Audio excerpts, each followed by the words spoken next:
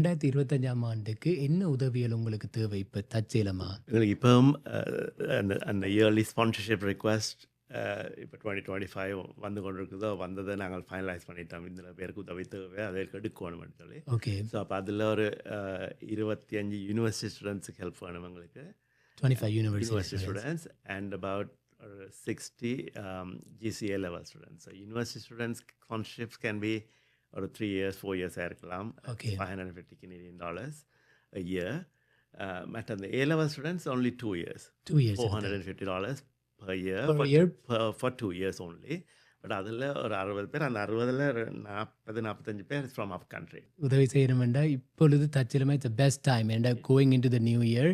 அப்போ உங்களுக்கு you can work the finances எவ்வளோ காசு வருதுன்னு சொல்லி ஆல்ரெடி யூர் அலோகேட்டிங் இவ்வளோ ஸ்டூடெண்ட்ஸுக்கு ஹெல்ப் பண்ணணும்னு சொல்லி. So it's a great time to donate. இப்போ எல்லாருக்கும் கஷ்டங்களும் வர்றது.